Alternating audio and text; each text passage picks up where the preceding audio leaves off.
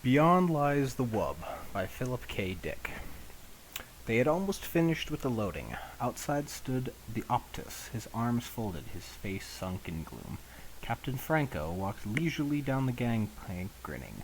"What's the matter?" he said. "You're getting paid for all of this." Optus said nothing. He turned away, collecting his robes. The captain put his boot on the hem of his robe. "Just a minute. Don't go off. I'm not finished." "Oh," the Optus turned with dignity. "I am going back to the village." He looked towards the animals and birds being driven up the gangplank into the spaceship. "I must organize new hunts." Franco lit a cigarette. "Why not? You people can go out into the veldt and track it all down again. But when we run halfway between Mars and Earth..." Optus went off, wordless. Franco joined the first mate at the bottom of the gangplank. "How's it coming?" he said. He looked at his watch. "We got a good bargain here." The mate glanced at him sourly. "How do you explain that?" "What's the matter with you? We need it more than they do." "I'll see you later, Captain." The mate threaded his way up the plank between the long-legged Martian go-birds into the ship. Franco watched him disappear. He was just starting up the plank towards it when he saw it. "My God!" He stood staring, his hands at his hips. Peterson was walking along the path, his face red, leading it by a string. "I'm sorry, Captain," he said, tugging the string. Franco walked over toward him. "What is it?" The wub stood sagging, its great body settling slowly. It was sitting down, its eyes half shut. A few flies buzzed about its flank. It switched its tail. It sat. There was silence. "It's a wub." Not capitalized, said Peterson. I got it from a native for 50 cents. He said it was a very unusual animal, very respected. "This?" Franco poked with the great sloping side of the wub. "It's a pig, a huge dirty pig." "Yes, sir, it's a pig. The natives call it a wub." "A huge pig. It must weigh 400 pounds. Franco grabbed the tuft of the ruffed hair. The wub gasped. Its eyes opened, small and moist. Then the gray mouth twitched. A tear rolled down the wub's cheek and splashed onto the floor. "Maybe it's good to eat," Peterson said nervously. "We'll find out soon," Franco said. The wub survived the takeoff, sound asleep in the hull of the ship. When they were out in space, everything was running smoothly. Captain Franco bade his men fetch the wub upstairs that he might perceive what manner of beast it was.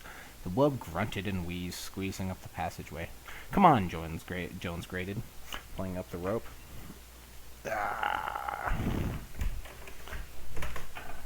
that, No, go away. Reading a book. Oh, fuck. Where are we? Pulling at the rope, the wub twisted, rubbing its skin off the smooth chrome walls. It burst into the anteroom, tumbling down into a heap. The men leapt up. "Good Lord," French said. "What is it?" "Peterson says it's a wub," Jones said. "It belongs to him." He kicked at the wub. The wub stood up unsteadily, panting. "What's the matter with it?" French came over. "Is it going to be sick?" They watched the wub roll its eyes over mournfully. It gazed around at the men. "I think it's thirsty," Peterson said. He went to get it some water. French shook his head. "No wonder we had so much trouble taking off. I had to reset all my ballast calculations."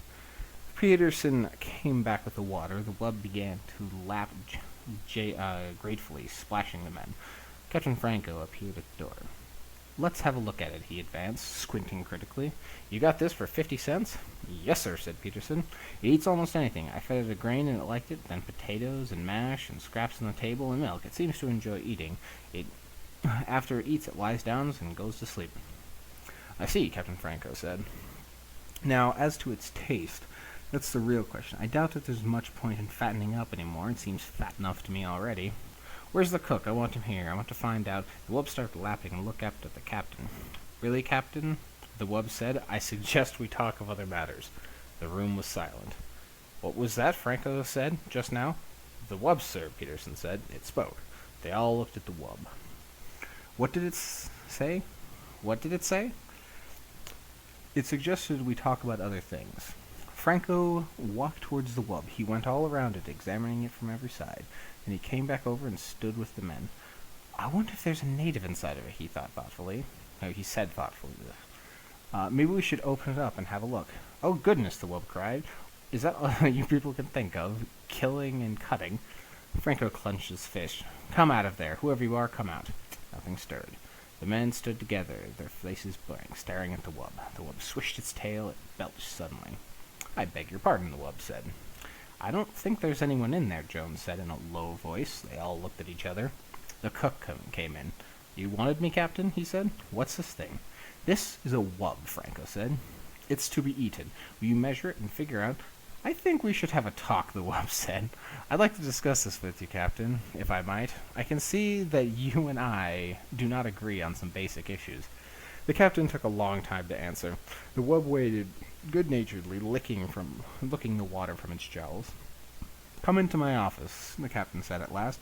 He turned and walked out of the room. The wub rose and padded after him. The men watched it go out. They heard it climbing the stairs. "I wonder what the outcome will be," the cook said. "Well, I'll be in the kitchen. Let me know as soon as you hear." "Sure," Jones said. "Sure." The wub eased itself down in the corner with a sigh. "You must forgive me," it said. "I'm afraid I'm addicted to various forms of relaxation when one is as large as I—" The captain nodded impatiently. He sat down at his desk and folded his hands. "All right," he said. "Let's get started. You're a wub, is that correct?" The wub shrugged. "I suppose so. That's what they call us, the natives, I mean. We have our own term." And you speak English. You've been in contact with Earthmen before." "No." "Then how do you do it?"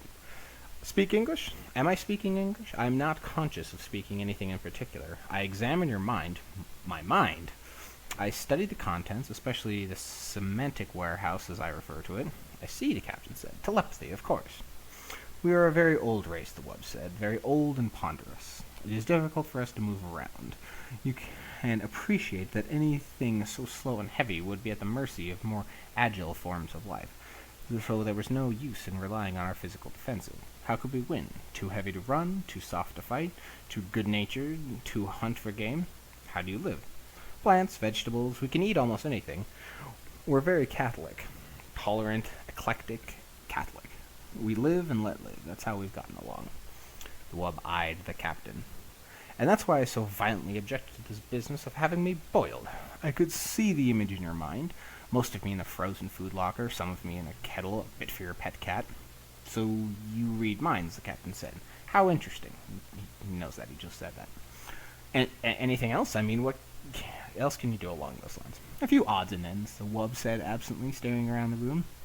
"A nice apartment you have here, Captain. You kept it quite neat. I respect life forms that are tidy. Some Martian birds are quite tidy. They throw things out of their nests and sweep them."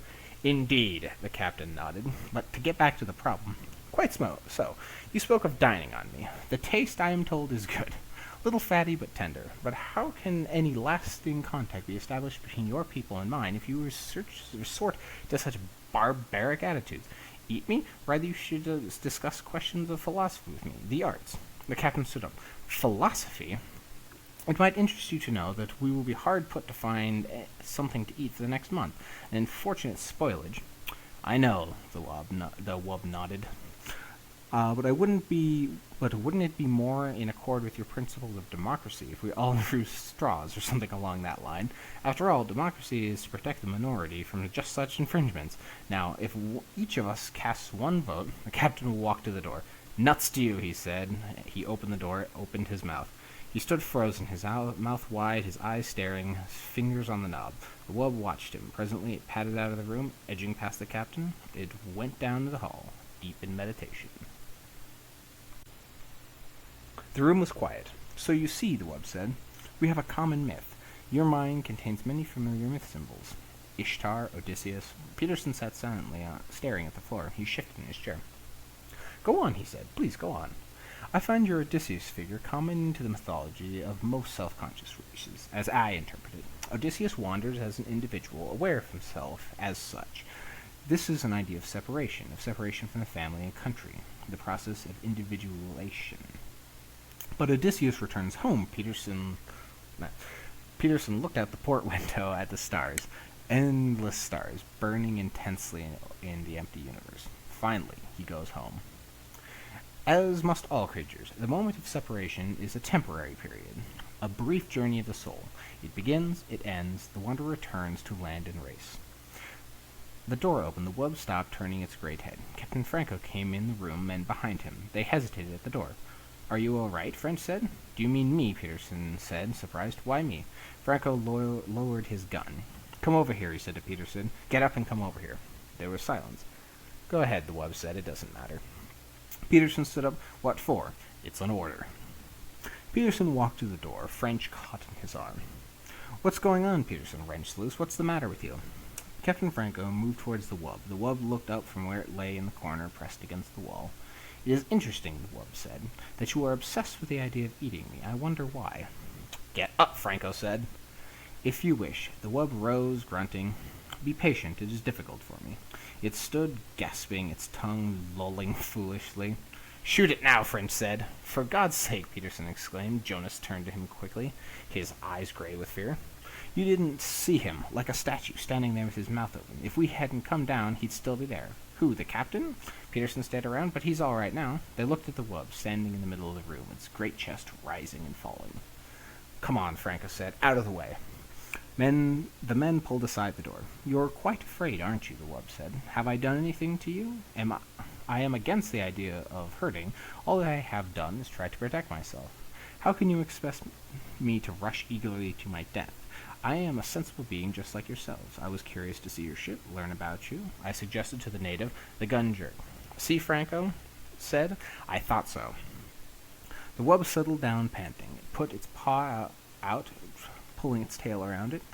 It is very warm, the wub said. I understand that we are close to the jets. Atomic power. You have done such wonderful things with it, technically. Apparently, your scientific hierarchy is not equipped to solve moral, ethical... Franco turned to the men, crowding behind him, wide-eyed, silent. I'll do it. You can watch. French nodded. Try to hit the brain. It's no good for eating. Don't hit the chest. If the rib cage shatters, we'll have to pick the bones out. Listen, Peterson said, licking his lips. Has it done anything? What harm has it done? I'm asking you. Anyhow, it's still mine. You have no right to shoot it. It doesn't belong to you. Franco raised his gun. I'm going out, Jones said, his face white and sick. I don't want to see it. Me too, French said, the men straggling out, murmuring. Peterson lingered at the door. It was talking to me about myths, he said. It wouldn't hurt anyone. He went outside. Franco walked towards the wub. The wub looked up slowly. It swallowed. A very foolish thing, it said. I'm sorry that you want to do it. There was a parable that your savior related. It stopped staring at the gun. Can you look me in the eye and do it? The wub said. Can you do that? The captain gazed down. I can look you in the eye, he said. Back on the farm we had hogs, dirty razorback hogs. I can do it.